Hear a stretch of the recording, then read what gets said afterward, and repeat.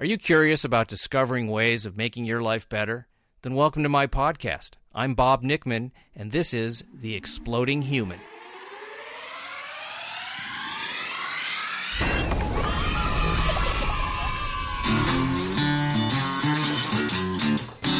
Listen in while I talk with all kinds of people in the fields of personal growth, health and healing, alternative therapies, psychology, spirituality, environment, and the future. I'm looking for those answers that make life better for everyone. You'll meet cutting-edge practitioners, doctors, artists, filmmakers, business people, and those who have overcome challenges. The brave, the curious, anyone who's out there helping us humans to explore, expand, and explode. Hey, welcome to the podcast, episode number 1. Never thought I'd say that. So here we are, The Exploding Human, a name I came up with because I wanted to talk about how people expand, explore, and explode. That's really about self-discovery, mind, body, spirit, that whole thing. Why am I doing that? Well, you know, I was, let's just put it this way, I'm a failed party animal. And about 32 years ago, I stopped doing that. And there I was, standing there, or sitting, not knowing what I was going to do with myself with all this extra time. And, you know, I started to think about things that I hadn't been thinking about for a while, because I was busy having a great time, which I, you know, sort of was, and then I wasn't. And I thought, you know, we're basically born with three things. A body, hopefully in good shape, an unknown amount of time here on the planet, and a spirit. So there's only really three questions. How do I take care of my body? How do I spend my time? And how do I nurture my spirit or connect to it? And so with those three questions kind of needing to be answered, I started to try different things to see if I could help that along. So I started basically with a little body work, and I tried doing some of that because I had a lot of tension, a lot of built up, tightness in various parts of my body. So I started doing yoga, body work. From yoga, I got into meditation. I started to meet different people who were interested in these kinds of things, diet, nutrition, meditation, spiritual practices, a variety of things. Nothing that was cultish or anything like that, just a very curious exploration into those kinds of things. And I've spent the last 30-some years looking into all these kinds of things, and I've met so many interesting people, and I thought, well, why don't I try a podcast where I can interview people like this? Some of the people I'm interviewing are people I've actually gone to as practitioners. They're friends of mine who have been on a similar path. They're people I'm just meeting through other people. They're just, I'm just trying it out. And I had kind of wished, instead of having to find a lot of this stuff myself, if maybe there was a place I could go to, hear about what other people are doing. And that's kind of why I started the podcast. Well, it's exactly why.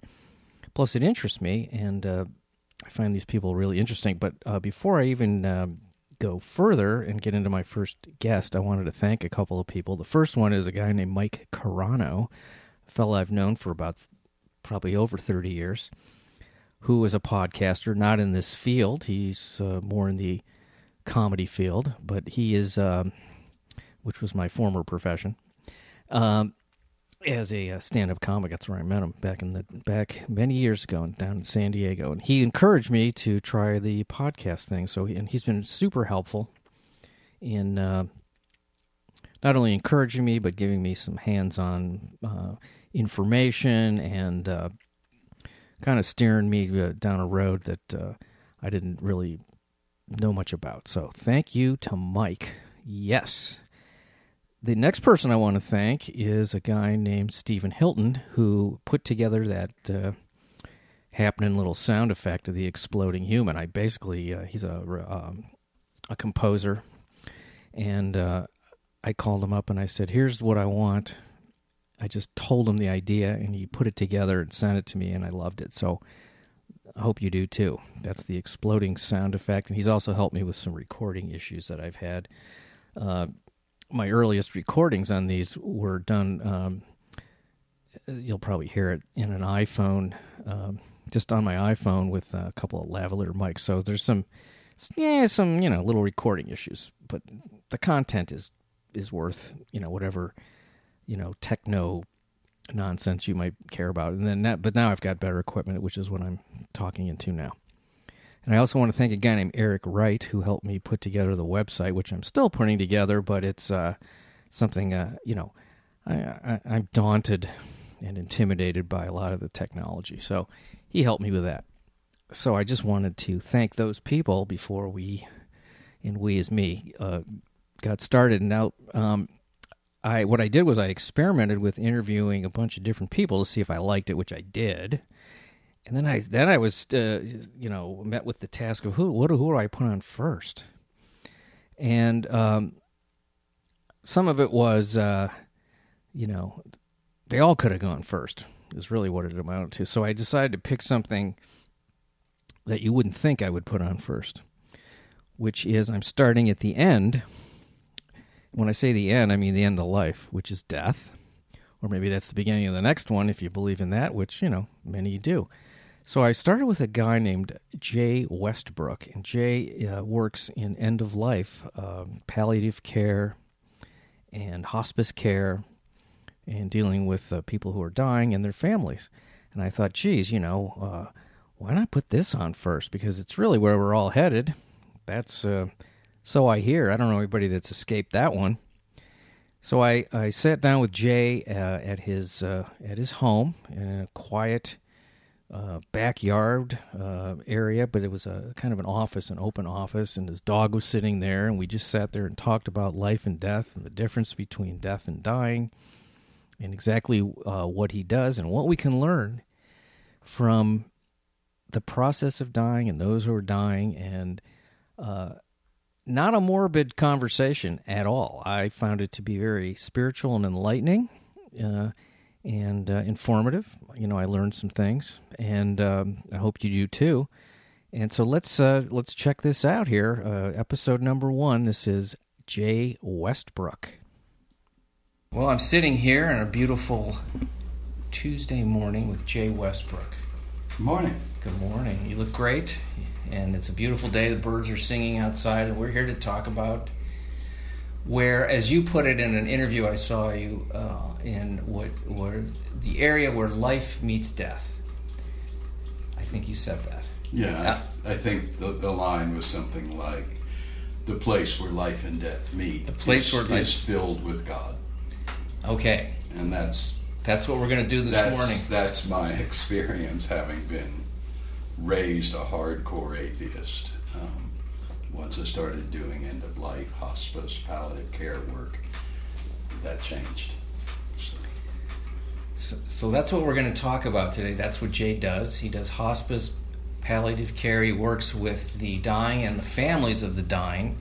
And I guess that's where we're all headed, right? And, you quoted Woody Allen, which I always love this joke. And he says, "I'm not afraid of death. I just don't want to be there when it happens." Yeah.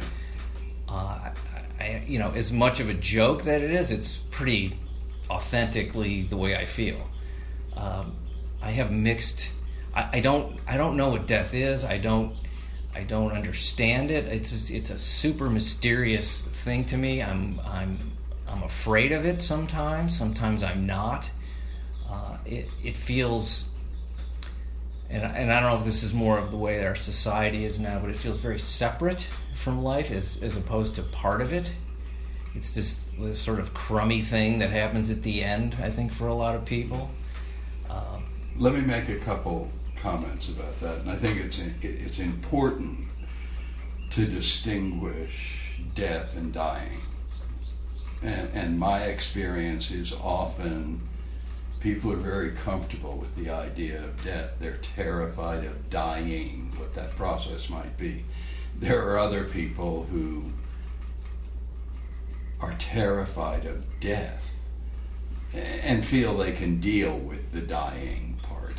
So it's very interesting that it's often one or the other. And I was at a funeral once, attending the funeral of one of my patients, and it was a Jewish funeral, and the rabbi was there, and he told this wonderful story of twin brothers, who I guess by definition had been together from conception, because they were twins, and journeyed their entire lifetime together. And they were at a point of transition, and the one was so excited and so looking forward to it and said, I just can't imagine, I'm so excited about what comes next. And the other one said, please don't go, there's nothing after this. It's dark, terrifying, horrible. I just, don't leave me. And they argued kind of back and forth about the enthusiastic transition to whatever was next, and the other believing there was nothing next. And then they heard those words, push, push, and the first one was born. And then the second one was born. And that whole idea that they're in the womb arguing about whether anything exists after the womb. So the lifetime that they had journeyed together was just the 9 months from conception to birth. It was just such a sweet story about how different people approach that transition. And the idea that maybe you are born more than once, that you know, I know that's, you know, a Buddhist concept that you're reborn many times, so maybe there isn't an actual finality, although you know, it feels that way. You know, when you start out, you come in and you're this person and with this identity and this character that you live through your life, and then all of a sudden, you know, you build relationships and work and a home and friends, and then it's just, and then at the end it's gone. All gone. Yeah. All gone. Yeah. And then there's the matter of, you know, that I always find the irony in all this stuff is that, you know, you can, well, if it's all gone, how seriously do I need to take it? And if it's all gone and it's temporary, maybe I need to take it very seriously because it's so fleeting. And so I have that balance or lack of balance depending on the minute, you know, that I approach, you know, my life. Sometimes there's a very reverent feeling, and sometimes I'm like, fuck it, who cares? You know, and I've lived both of those ways, you know, in my life where I just didn't give a shit, and then there's other times where I really, you know, where I've had some, you know, where I've been really sick, and I thought, well, I'm not going to make it, and you know, I need to start really feeling this because it's, you know, there is a finality, you know, and you feel that sort of death thing looking over your shoulder, you know, kind of watching. And as you get older, and as I'm getting older, the idea of mortality becomes a little more, you know, present. Not in a morbid way, but it's certainly, you know, there's been more death around me, and you know, friends and family. I just lost my mother about 1.5 years ago, and I found that to be, you know, I'm just glad you only lose a parent once. You know, and I know that you know, as someone who sits with people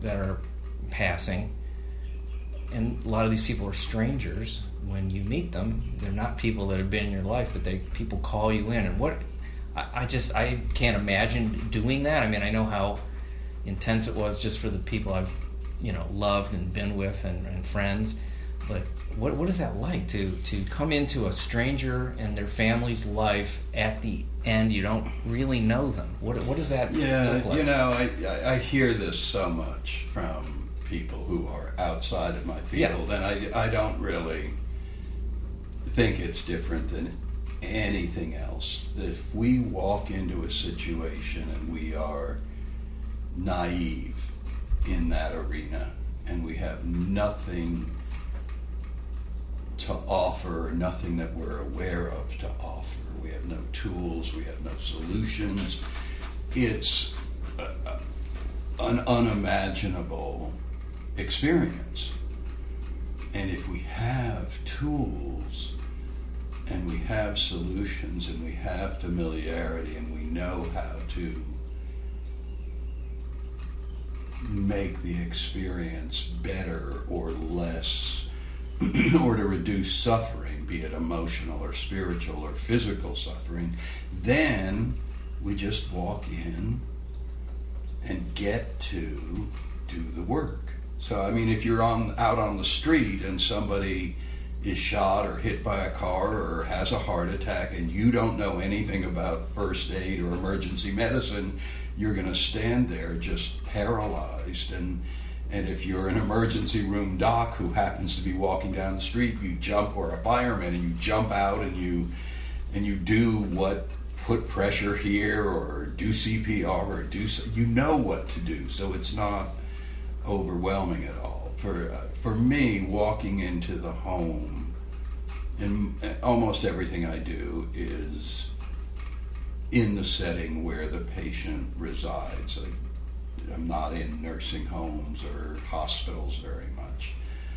To get to walk into the home of somebody who's dying and be granted that level of access and intimacy is such an honor that's what I'm most struck with, how privileged I am and how honored I feel to be allowed into that experience and into that world.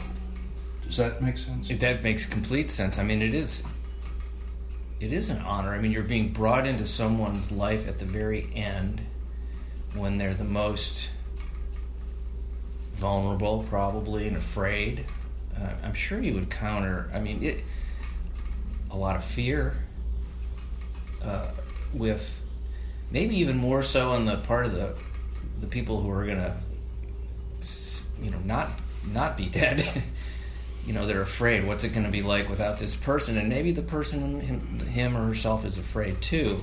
Isn't that the big? It's completely individual. It varies from person to person. Some families and patients are so comfortable with the whole process. Others, one or the other, or sometimes both, are in terror or enraged and angry, or seeking to make sense of it. Why me? Why now? Why? They need to know. And that's some of the kind of suffering you work with.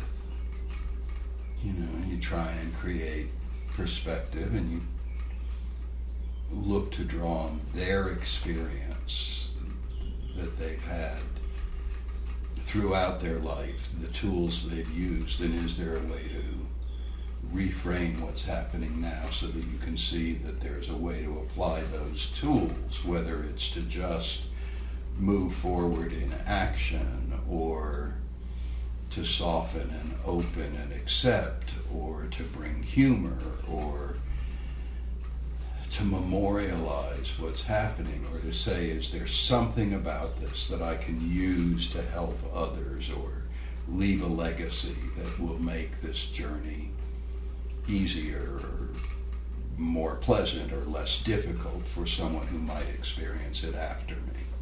So everybody is a little bit different on how they enter that arena and then how they go through it.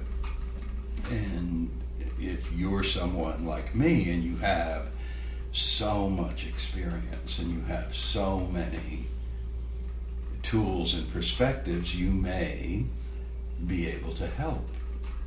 And a lot of it has to do with how willing the patient and or family is to open to your help. sometimes people are very attached to being victims, being enraged and angry and railing against, and that's where they get their energy and their ability to keep moving through each day. And the idea of really pausing and being still and befriending death, having it pull up a chair and making it a cup of tea is so foreign. You could never use that kind of approach with them. And then with the next person it may work perfectly, and it just varies, and you have to kind of come in with that what I call the Braille system. If you've ever watched a blind person read a page of Braille, they feel their way across the page, and that's what this end-of-life work is. You feel your way along, because what worked with your first patient of the day may not work with your second, and what worked with your first patient of the day may not work with that same person tomorrow. So you're always feeling your way along of what does this moment demand, what does this moment allow, where can we be playful and light and humorous, and where would that not be well received? And, I had written down something before I came in. I have a friend who lost his father. He was fairly young. He was 12 or 13, maybe 16 at the most. And I was talking to him about his father. This many years later. I never knew his father. I just met him later in life, and I said, "What was your dad like?" And he started telling me about his father, and then he got really angry. This was, maybe 40 years after his father died. He goes, "I don't know why that guy had to die when I needed him when I was 16." He was really upset. It just came out of nowhere. And I thought, man, he's carried that anger his whole life, since that happened. And I can't say I get it, because my father is 94 and he's still alive, but I can empathize with or sympathize with him that was a huge loss for him. But I was, because you were saying people get very angry and or they feel sorry for themselves, they're victims. It's sort of that, anger is pain turned outward and depression is pain turned inward kind of a thing. How do you take, when the person, let's say the person, passes away, and do you still work with the family after that? Yeah, I do, and sometimes I do it independently, although I work end of life. I'm an end of life hospice and palliative care clinician. I specialize in pain management, symptom control, grief, suffering reduction. One day a week I work in the drug and alcohol treatment industry, and I'm in one of the big Malibu treatment centers, and I do, on that one day that I'm there, I do back-to-back grief and loss groups. And what we see is a tremendous amount of grief, which is the normal and natural reaction to loss, whatever that loss might be. And so I've seen certainly people who, I'm thinking of one woman there who walked into her 19-year-old son's bedroom one morning, and he was dead of an overdose with the rig still in his arm. And she crawled into a bottle, and 7 years later came to treatment, and she had been drunk for 7 years, and that was her way of coping with it. So, in spite of having just said that, I don't know that the magnitude of the loss has anything to do with it. And in my experience, that the whole idea of magnitude is meaningless. We live in a society where we do quantify things, and that doesn't work with grief. Grief is always felt at 100%. And I give the picture of, you have two cars, each with a mom and 3 kids, and they both go down the road, and they're both in a wreck, and in the first car, one child dies, and in the second car, two children die, that mom is not hurting twice as much as the first mom. They're both hurting at 100%.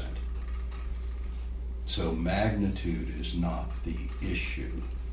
Would it, your friend that you were talking about, would he have felt differently if it had been his brother who died when he was 12 or 14 or 16 rather than his father?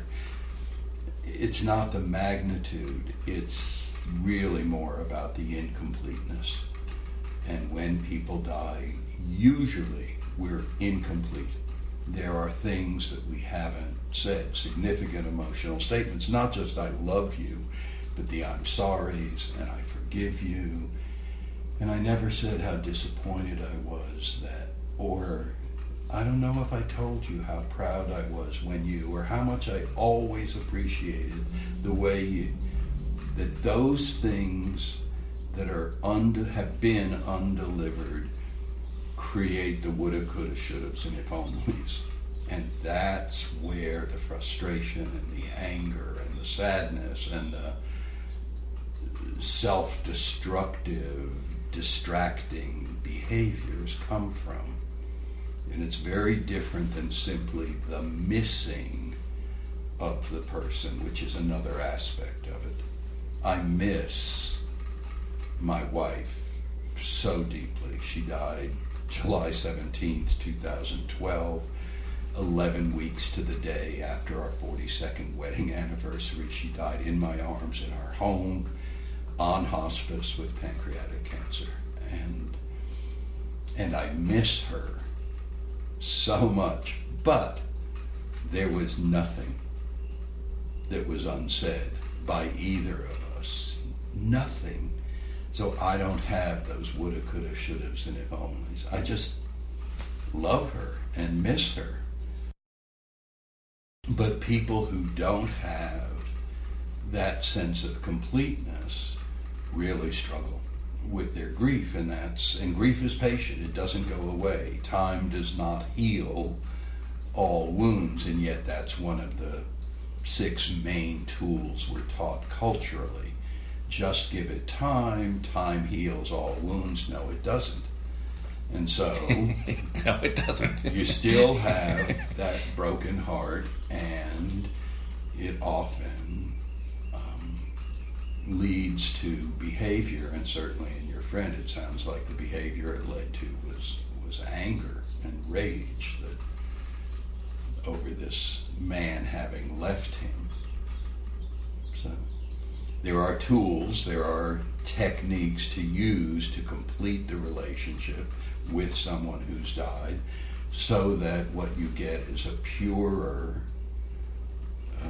simpler pining or yearning or longing for them, missing them, but it doesn't have all of those other components which are the destructive ones. I like that idea of just the pure missing of the person and without any unfinished business. Yeah. You know, is that something that you do as the person is dying? The family comes in and you encourage them to maybe complete some of the unfinished things, say things. That must be really hard for people to. Absolutely. Especially if they're angry with the person or disappointed or something, they feel guilty, like you never gave me enough attention, and now you're dying, and they're thinking that, but you don't want to say something like that, or maybe you do. I think you do, but you find a way to frame it and to balance it, and it works very well with kids. It works very well with adults. Had a young woman who was dying, stunningly young to be dying with lung cancer, and she had her husband and her 2 kids, and I was director of a palliative care unit at a hospital, and got paged up to the floor and walked in, and the whole family, the 8-year-old daughter, the 6-year-old son, and the husband were as far as they could get from the woman who was dying. across the room, plastered against the wall, wide-eyed, terrified. She had an oxygen mask on that separated her from them. She's panting. She was actively dying. You know, and I got them all out in the hall, and I talked to them about this idea of delivering any messages that had gone previously undelivered, and that it worked best to do it alone, and gave them examples. And the 8-year-old girl said, I want to do it, and I want to go first. And I said, if you'd like, I can go with you. No, I want to do it alone. And she did. She went in and came out a few minutes later crying, and then the husband went in and he came out crying, and the 6-year-old went in, but he wanted me with him. You know, and he told his mommy he loved her and said, I'm so sorry that I stole money from your purse. You know, and that's what 6-year-olds do. They get in mommy's purse. And I mean, it was very sweet. And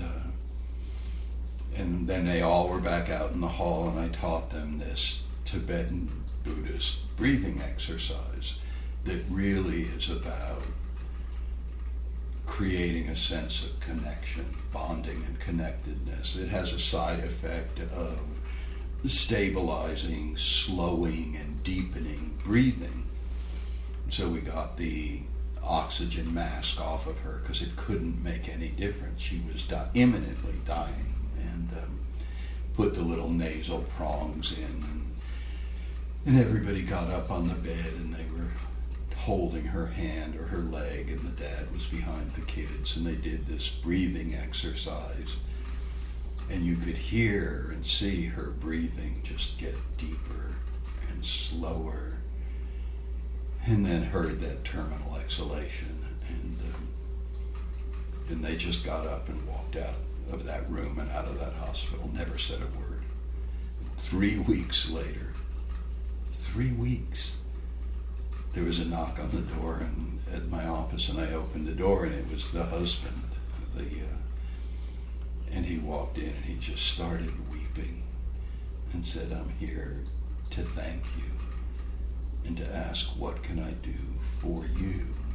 Because you changed my children's lives forever. The doctors and the nurses couldn't do anything to change my wife's suffering, and you came in there and you gave my children a tool that allowed them to change the way their mother died, and they got to see it. They got to see her face change and her breathing change, and they will go through their life knowing that they stopped their mother's suffering and that she was able to die in peace. What can I do?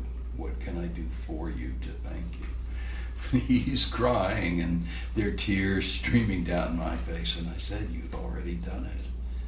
You know, it was so sweet, and he left, and that will be a very different death experience for them than had I not been there, and they'd have spent that last 40 minutes plastered against the far wall, terrified, impotent to make a difference, separated from this young mom/wife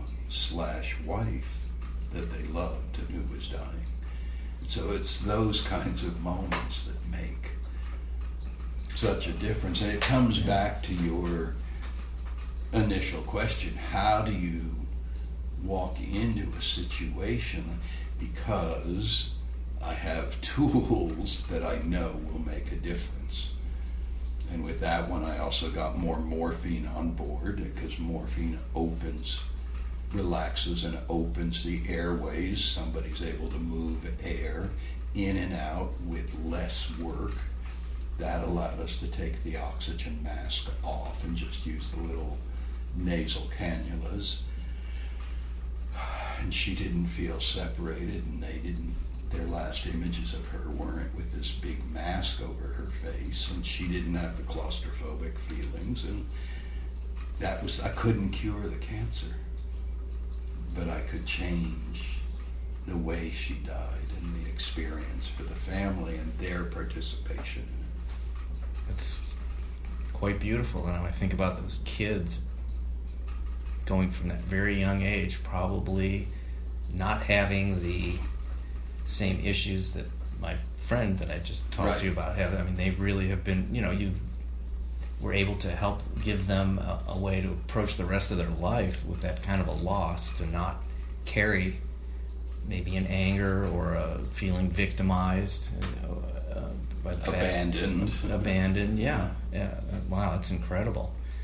And that's it. So I'm interested in this part of it because when you were talking about Tibetan Buddhist prayers, you're bringing in things that conventional Western medicine wouldn't even, it's not even on the radar for them unless somebody like you would teach them that.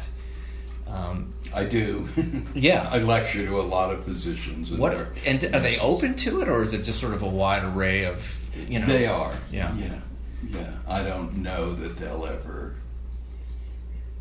do it, but I think some do. And everything that I teach, when I teach physicians and medical students, nurses and nursing students, mental health professionals and social work / MFT students, it's almost all by story. There's no PowerPoint, there are no statistics and figures. It's all story and demonstration. And I was the keynote speaker at the 2014 Minnesota Hospice and Palliative Care Conference. Very prestigious conference. It's national speakers. It's a national audience. And I was their opening keynote speaker. And I always get there early. And I kind of get a feel for the room and the audience. And this young, smiley woman comes up to me and kind of stepped inappropriately close. She was in my space more than she should have been, and she looked me dead in the eye and flashed me this big smile and said, "Hi." And I said, "Good morning." And I took a step back just to create appropriate space, and she took a step forward and got right in my face and right in front of me and smiled again and looked me dead in the eye and said, "Hi." And I said, "Good morning." And then she said, "You don't remember me, do you?" I was going to say, she knew you, but you didn't. Yeah. And I said, "I'm so sorry. Maybe it's just out of context, but I cannot place you." And she said, "Well, 7 years ago, back in Los Angeles, I was a student at College of the Canyon School of Nursing, and you came and lectured. And you told that story about Leanna, the little girl who was drowning. And she said, the lessons that you taught around that story I use on a daily basis. I'm a pediatric oncology nurse here in Minneapolis now." And my mouth kind of fell open, and I was so validated in my belief in the power of story, because 7 years ago I told this story as one of many that day. And she not only remembered the story, she remembered the patient's name who had died, this little girl.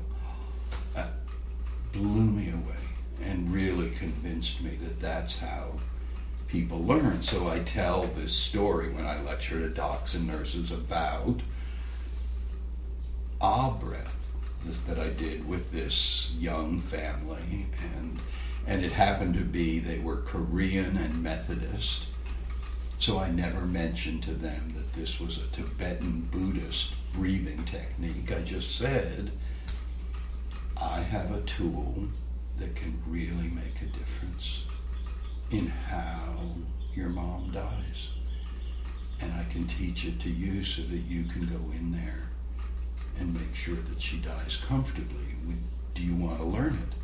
And of course they said yes, and I probably could have said Tibetan Buddhist, but there was no reason to. Right. It wasn't germane for them to know that. So I didn't mention it. And it was great.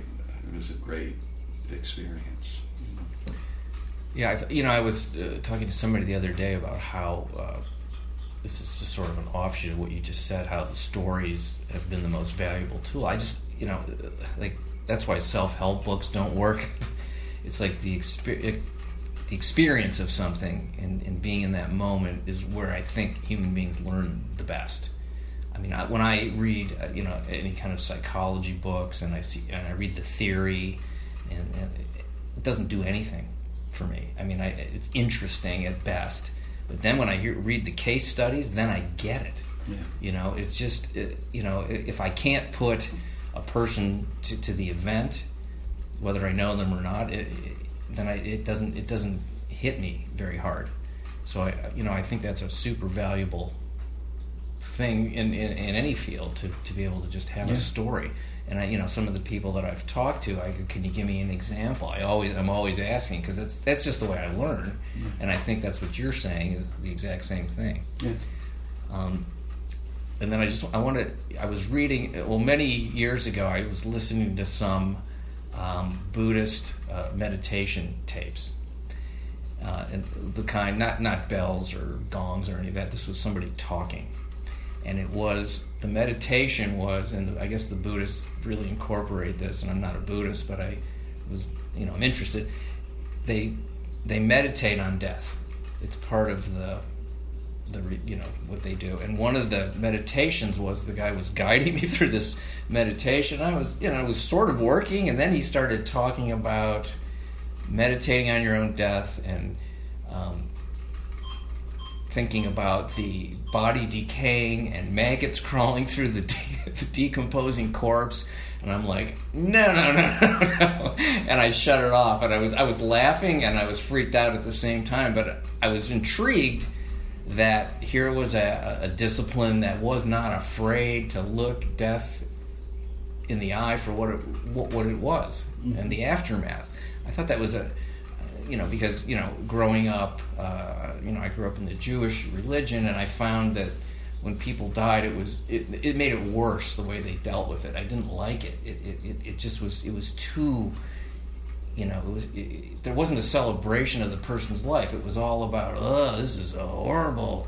I'm doing the accent now because I'm channeling my relatives. But when I saw the way that they in this tape was talking about, I was like, I was so impressed, and that's kind of what I'm saying. What you're doing it not in such a graphic, decomposing body type thing, but you're looking at it in a way that isn't, you're not afraid of it. That's really what I'm saying. I mean, there's a great little meditation that's just a breathing meditation. You breathe and you pause between the in-breath and out-breath, and between the out-breath and the in-breath. And the mantra, or what you're saying as you do that, is just dying on the out-breath, touching God. Being reborn on the in-breath, touching God. Dying on the out-breath, touching God. Being reborn on the in-breath. And that's the truth, that we never know which out-breath is going to be the last. Yeah. And you can look at just the last month of the deaths in Orlando, and then the deaths in Baton Rouge in Minnesota, and the deaths in Dallas, and go, none of those people, none of them were sick, none of them expected to die, and on that day or that night in any way. And suddenly that out-breath was their last. And so that's not a bad preparation for death, is really becoming sensitized to the fact that each time you do that out-breath and touch God, when you get to then draw another in-breath, that's a gift, because we never know. Right. The Buddhists talk about life and death are our greatest gifts, but that mostly they go unopened. And we live, particularly in the Western world, the industrialized, not Western, but the industrialized world, where we have so many distractions and we have sophisticated Western medicine. We know intellectually that we're going to die, and we live as though we're immortal. There's no awareness or consciousness of the brevity of life, the fragility of life, the capriciousness of life or of death, that at any moment. And it's been the other part of it is it's not integrated into life. Death is separate. It's put in hospitals and funeral homes, and when I think about earlier man, when people died at home and they buried them on their land, and multiple generations living under the same roof, and women died in childbirth, children died, old people died, and you just buried them. Right, it just seems so separate, and it's got this feeling of it's a bad thing. Well, culturally it is. In our culture, death is A, male, B, hostile, C, comes from without, from far away, D, usually comes at night, E, is ominous, dressed in black, with a cape and a hat and a whatever they call it, sickle or scythe. Mm-hmm. There are cultures where death is female and kind of midwives you into this existence and never leaves your side, walks right beside you, protecting you from anything that might endanger you or take your life prematurely. And then when it's time, gently midwives you into the next existence. And so if that's your image of death, it is not as frightening as this dark, ominous figure dressed in black coming at night with a baritone voice, knock, knock, knock, who's there? Death. Oh my God. It's the bad guy. Yeah. I was just thinking when you were talking, when you're in school and you're learning a lot about life, history, biology, how things, eggs are fertilized and people are born. It's all, but they never ever. I had one class in high school, but everything was about life. There was no one ever talked about death, and I had one teacher, and it was a life-changing person. When I was a senior in high school, he had us read the Kubler-Ross book on death and dying, which was sort of the, at the time, I don't know if it still is, sort of the manifesto of the stages of dying. And he showed us this movie, and I remember kids feeling really uncomfortable talking about this topic, and I think there was some controversy from the school, and he wasn't allowed to teach it again.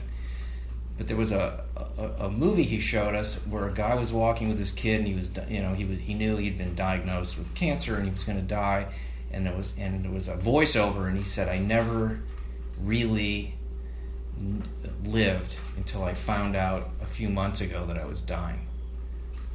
I remember thinking, well, if you're going to die, and this guy is saying, he's telling me, he's giving me this information that I couldn't have gotten anywhere else, that live. Really appreciate it. It was a moment in my life where I went, take some chances, take some risks. There's what's worse, failing at something, not trying something, or not knowing if you could have done something. Right. And it was so. By way of that teacher, and you're doing the same thing, I think. It was an eye-opening kind of thing to, and I thought, geez, that one class, that one semester with this one guy had a bigger impact on my life than any of the other classes. Yeah.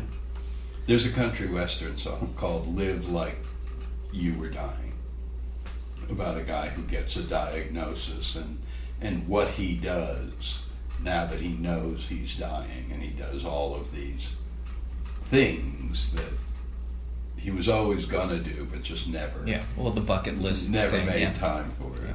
It's great, and the nice thing about me is I have training and skills in multiple aspects of end-of-life care. So one of my specialties is pain management. And when I say that, I mean end-of-life, terminal, physical pain. Mm-hmm. And that, I'm really good at that, and I teach physicians and nurses how to do pain assessment and pain management, and that's kind of the starting point. It's really hard to do any of the other work, the emotional and the spiritual work, if somebody is in profound agony.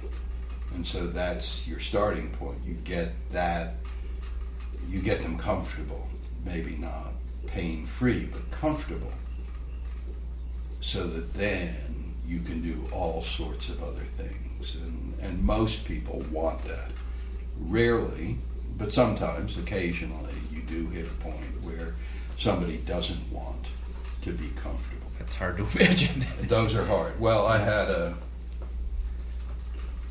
got paged. I was running again that same palliative care unit at the hospital, and they said, palliative care, pain consult 5 Northeast, pain consult 5 Northeast. And so I went up, and as I stepped off the elevator, I heard what sounded like kind of muffled screams down the hallway. And as I walked down the hall towards the room, they got louder and louder. Louder and louder. And I got to the patient's room, and there's a gray blanket duct taped over the door, and I see wet towels stuck under the door, and I hear the screams coming from inside. And so I go to the nursing station and pull the chart, and I'm expecting to see terrible pain orders that just are insufficient. And the docs had learned well. I had taught them, and there were great orders written for the appropriate pain medications at the right frequency and the right dose and the right route. And then I looked at the administration level, and they weren't being administered at all. And the nurses said, he won't take them. So I went in the room, and this guy is just in agony, exquisite pain. And I sat with him, and I did this odd breath, breathing, and kind of stabilized him enough to a point where he could talk. I said, what's going on? Why are you're in so much agony? Why are you refusing the pain meds? And the story was that as a young man, he had committed murder, and he had done 30 years in the penitentiary, and now he had been out 13 years and was dying with a metastatic organ cancer. And he believed in an Old Testament God. He knew that when he died, he would suffer horrendously for an eternity. And he believed that if he could suffer enough here, briefly, that it would mitigate the degree of his suffering in the afterlife and or the length of that suffering. Maybe only half an eternity. And everybody, now that we understood the source of it, everybody, the chaplain, the social worker, everybody came and kind of gave him the finger, and not that finger, but the one next to it, and pointing and telling him he was wrong, that they appreciated his opinion, but that God was loving and forgiving, not judgmental and punishing. And it's like, who are you to say, what a spiritual arrogance on your part to say that he's wrong, his concept of God is wrong. You can offer an alternative, but you don't tell him his is wrong, because it just gets him to dig his heels in harder. And they talked to him, they tried to make him feel guilty about how upsetting his screams were to other patients and families and the staff and all of those kinds of things. And then amongst themselves said, it's just heartbreaking to see this man suffering like this. He has a spiritual dilemma, and he's suffering needlessly. And my response was, wrong. He is not suffering needlessly. He has a need to suffer. He doesn't have a spiritual dilemma. He has a spiritual problem. He's going to suffer horrendously for an eternity. He has a solution to mitigate that problem that he believes and has faith will work, that if he can suffer enough here, he can right the scale. So his suffering is needed, not needless. And the spiritual dilemma is yours, ours, the staff's, because you have not yet learned how to simply ask your higher power to give you the courage and the compassion and the humility and the restraint to simply sit with somebody, bear witness to their suffering, bring a compassionate presence, and not pull your pain management tools out of your quiver unless invited to do so.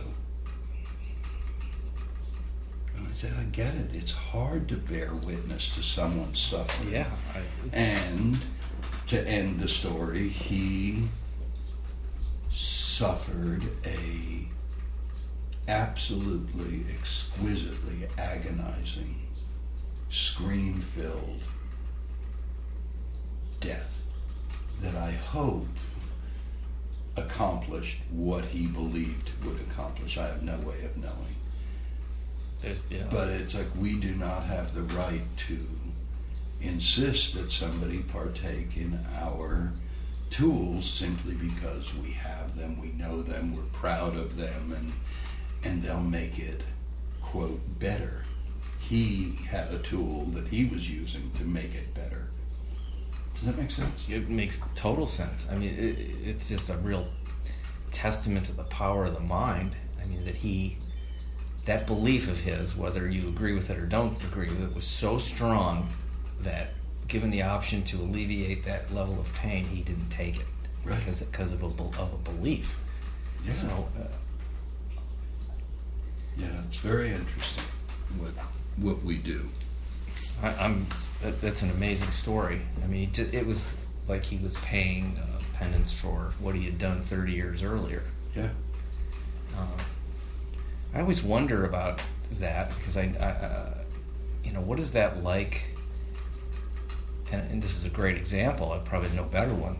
The end of life when you've done something that you have the most tremendous regret that you can't change. I mean, I know you've worked in prisons with dying inmates, people, life in prison.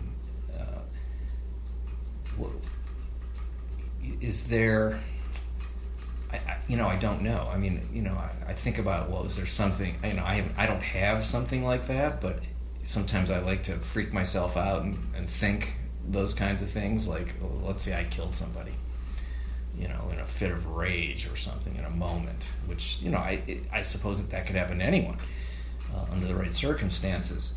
How do I, at the end of my life, what am I thinking, or what am I hoping for, and what, I'm sure you've, having worked with those people, you've had that experience. That must be. Yeah. Sometimes things can't be fixed; they can only be carried. And I've gone to numerous prisons to do hospice work, and sometimes they're bring me in as a consultant. They're considering starting a hospice. Sometimes they have a hospice and they want to expand it or improve it or change it or what have you. The motivation isn't that important. It often is financial. Initially, the prison administration says, we're spending so much on health care and transporting these prisoners back and forth to the hospital. They don't really want to go, but so we'll start a hospice. So the prison I go to more than any other has been Angola State Penitentiary. It's down in Louisiana, just outside of Baton Rouge. It's the largest maximum security prison in the United States. They have 89% of the men there will die there. They will never get out. See, most people, you don't think about that. You think of somebody going to jail, but you don't think about them. You know, that he got life or she got life. You don't think, well, that means they're going to die there. Life without parole, or they got 90 or 120 years. So almost 90% of the inmates are going to pass away in prison. Yeah, in that prison without ever having gotten out. And for decades, Angola was documented as the most violent maximum security prison in the United States, not only the biggest, but the most violent. And today, it remains the largest, and it's documented as the least violent maximum security prison in the United States. And if you ask me why, I'll say it was the warden, Burl Cain. And if you asked Burl Cain why, he would say it was the prison hospice that he started, whatever it was, 21 years ago, something like that. And he says that because it changed the entire social milieu of the prison. And unlike a lot of prisons I've been in, there the inmate volunteers do everything. So they were the initial group were volunteered by him. Yeah. And they were kind of the biggest, baddest, toughest guys in the prison, so that they couldn't be bullied or intimidated into diverting drugs, pain management drugs, to the general population.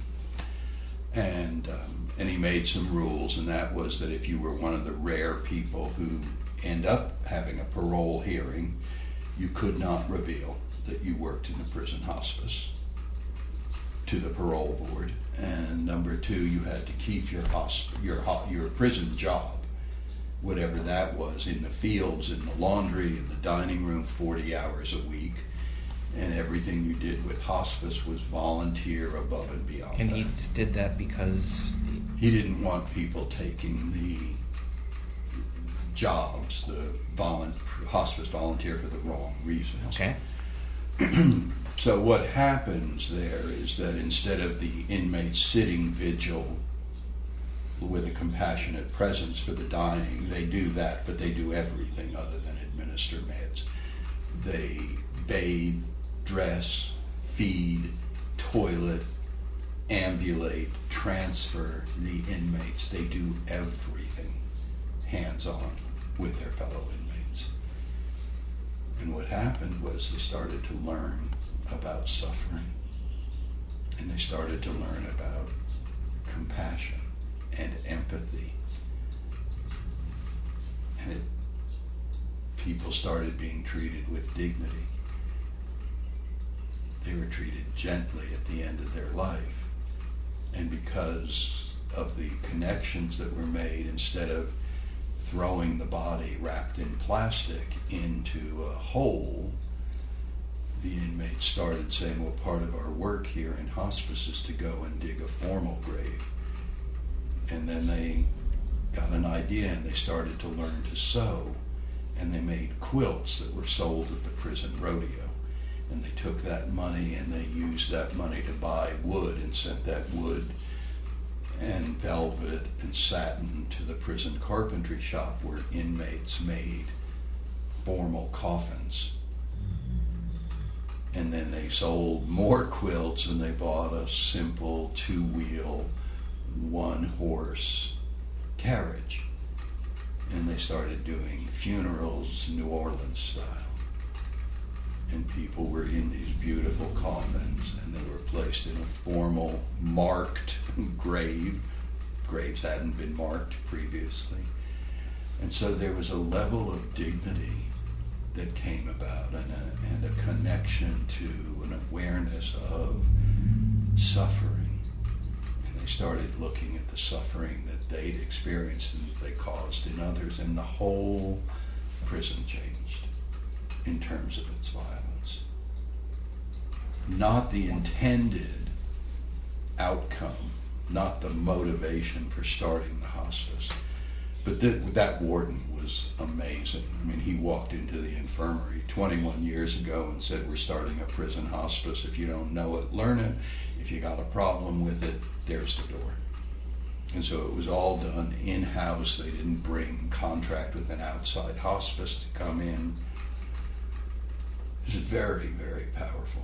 And I was at the National Hospice Palliative Care Organization's conference a few years back in New Orleans. And one of the guys who was in that original group of volunteers paroled out. One of those rare guys who did, and he'd worked in hospice for so many years.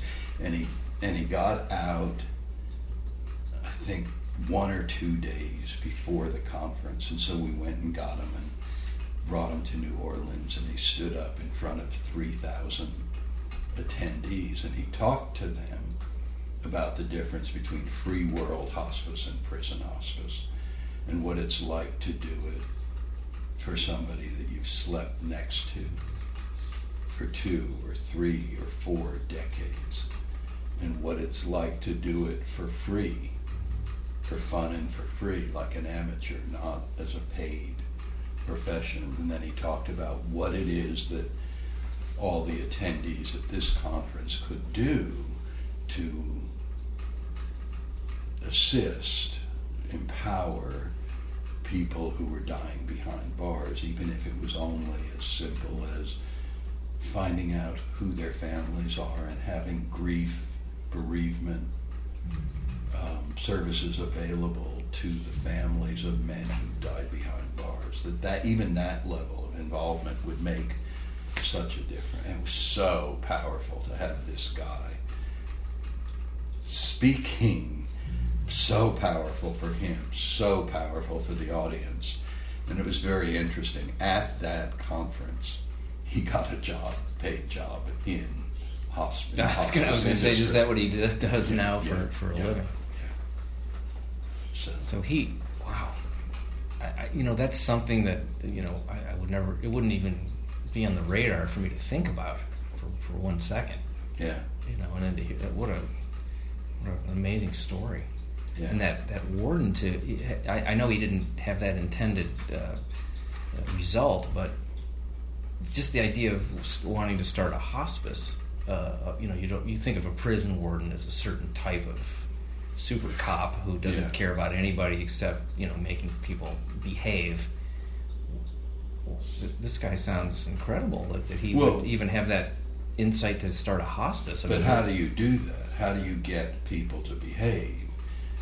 He did it through reward and punishment, both. Believe me. Well, I'm sure. I'm sure if you make a mistake. But 89% of the men there, when I was there last, 89% of the men were going to die there, never having gotten out, and 55% of the inmates there were getting their bachelor's degree through correspondence courses, knowing they'd never get out, never be able to use that.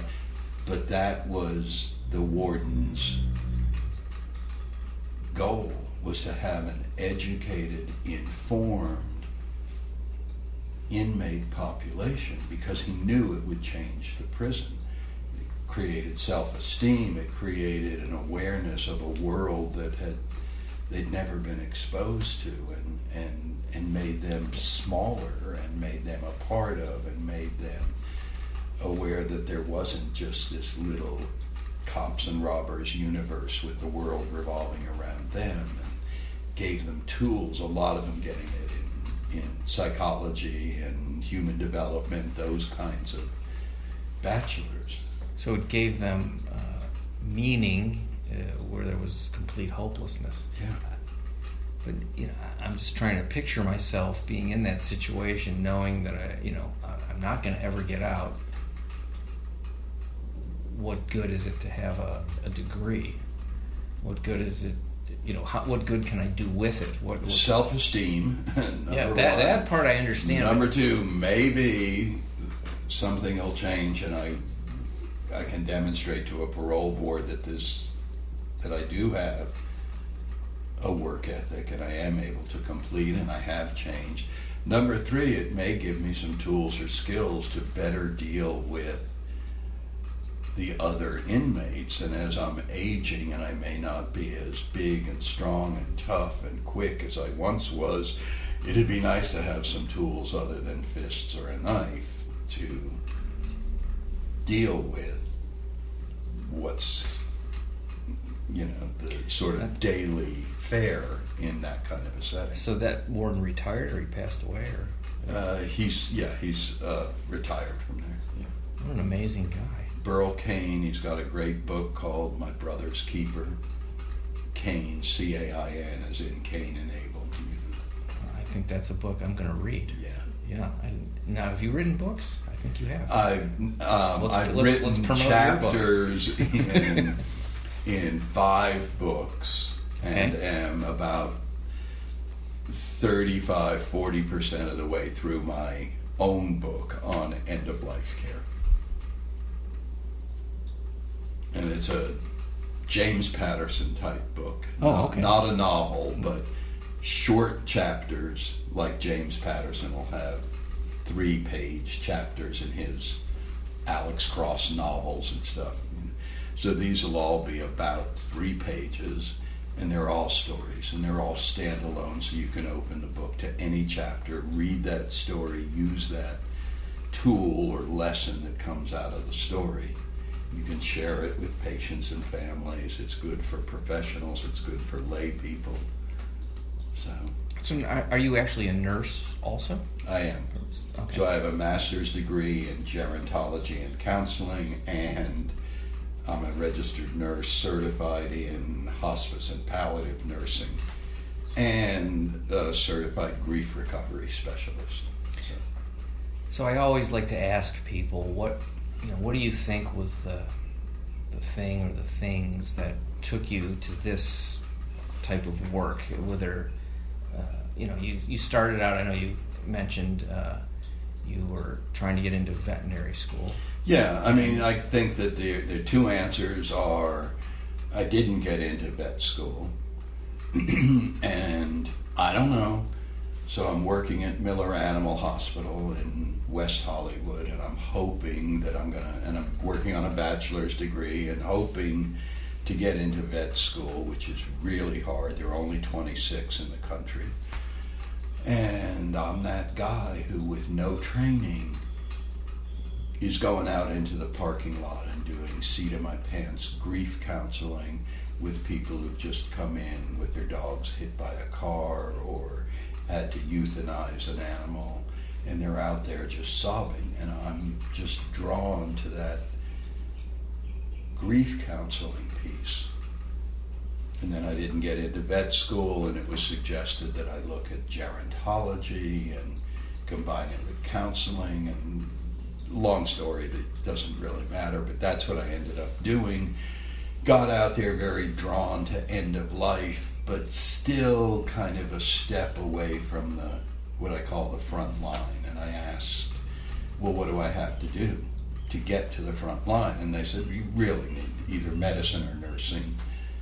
And nursing was faster and cheaper, and gave me the far greater contact, hands-on, with patients and families than medicine allows. Nurses spend the time, so that's what I did. And very quickly, I knew I needed certain knowledge bases and skills. I worked for a little bit as an oncology nurse, cancer nurse, and then got recruited to the pain service at LA County USC Medical Center, County General Hospital. Went everywhere in the hospital where pain was out of control. Got sent to Sloan Kettering in New York City for several months for the pain externship, 40 hours a week, studying pain with the giants in the field. They were all, at that time, they were all at Sloan Kettering. Now they spread out across the country. And came back and made the leap to hospice. Did hospice for years till 9/11, and left and went to New York to do debriefing, volunteer debriefing and grief counseling. And while there, I got a call from a hospital here saying, we're going to be the first community hospital in the state to have an end-of-life palliative care program. Would you design it and be our clinical director? And I said yes, and did that for the next 7 years. And then I tried, when our funding ran out, tried to go back to hospice, and it had changed. And there was such a focus on documentation and regulation. For legal issues. Yeah, Medicare, just imposing. They found they were being scammed, and their response to that is always more documentation, more regulation. And I don't color well between the lines. There was a great story. The day I left hospice, I was being paid a lot of money for a bedside nurse. It was a startup hospice. I'd had about a 4 or 5 hour admission. And they said, when I got back to the office, we're paying you a lot of money. Why did this take so long? And I said it was a really complex case, and the family was a wreck. And I spent the time, I washed the patient's feet, and they said, whoa, you're a nurse, you're not a nurse's aide. It's the nurse's aide's job to wash their feet. And I said, no, they weren't dirty. That would be hurt. They weren't dirty. And they said, well, then why would you wash them? And I said, because it's an exercise in bonding and connectedness and creating trust and rapport. And I remember the administrator putting her hands on her hips and saying, well, is that evidence-based? And there were lots of things I thought of saying, but I've learned restraint of tongue and pen. And what I did say was, if Mother Teresa had waited for the manual of best evidence-based practices on foot washing, do you wash the left foot first or the right? Do you do heel to toe or toe to heel, inner margin to outer or out? I said there wouldn't have been a dying person in Calcutta who had had their feet washed by Mother Teresa. But she saw the wisdom in doing that. And that's why I do it. And I think that at this moment, I've hit the end of my hospice career, and I took off my badge and I took off my keys and said, I'll complete the paperwork on this admission, but I'm finished. And I walked out the door and I started my own company called Compassionate Journey, doing exactly the same thing, but it's private pay. Mm-hmm. And I either work for free or people pay me privately. There's no third party billing or payment, and therefore no third-party regulation, and the only documentation I do is what I believe I want for my records. And nobody can say, wait a minute, that patient's going to live 8 months, you can't bring them on service.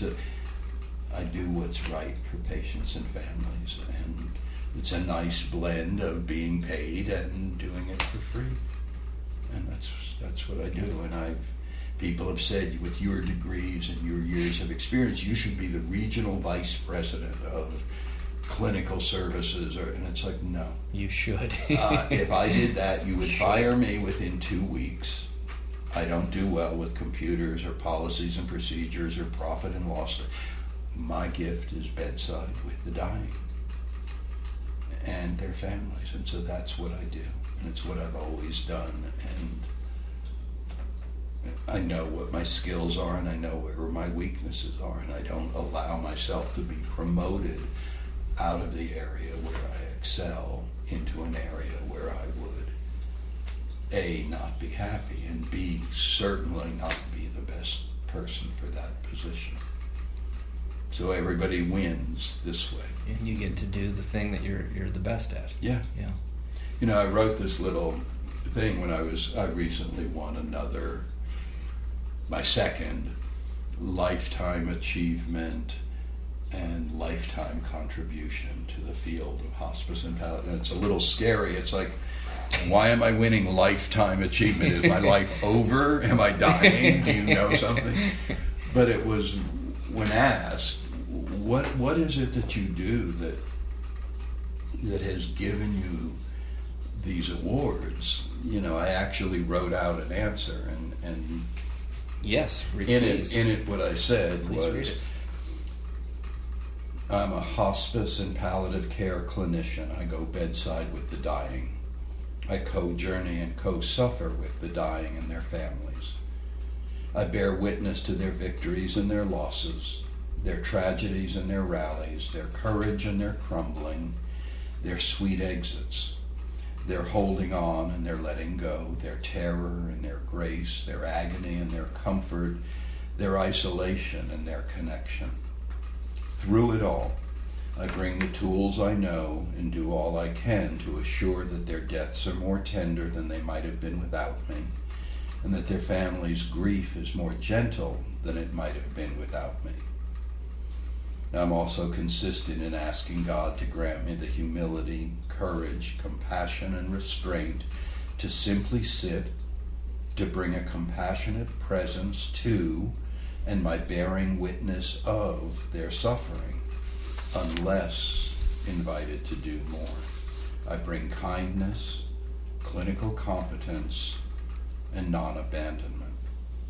I have great skill in moving patients in exquisite terminal pain into comfort, in facilitating easier breathing in those with agonal or gasping respirations, in guiding patients and families to heal grief and loss through completion of their relationships, and in providing decision-making tools to families so that they can move towards unity and consensus about how to best express their love for their dying family member. Then I lecture around the country to physicians, nurses, chaplains, and mental health professionals so that they can better serve the dying and grieving. And finally, I consult with prisons interested in creating or improving prison hospices for inmates dying behind bars. And when I actually I wrote that, when Hey, I I've done some actually- stuff. I actually read it. I'm pretty amazed. Well, when you with me, and yeah, I'm amazed too. What I get to do. Yeah. As I was telling you before we started this, when I read that, you sent that to me when I said, well, can you give me a brief thing of what you do? And you sent that. I got really teary reading it. I was just very touched by that kind of commitment and obviously a depth of knowledge in that field that I didn't even know existed at that level, which was, it's extraordinary. I love to see that, people commit to things that are just, special. Yeah. Yeah, it's good work. Oh, that was Jay Westbrook. And please tune in again. I've got a bunch of other people that I've recorded. I don't know what order I'm going to put them in, but I have a hypnotherapist, Cynthia Morgan. I've got Dr. Cheryl Lewin, a pediatric plastic surgeon, Brad Langenberg, an equine therapist. Tune in. You'll find out what that's all about. Thank you, and see you again.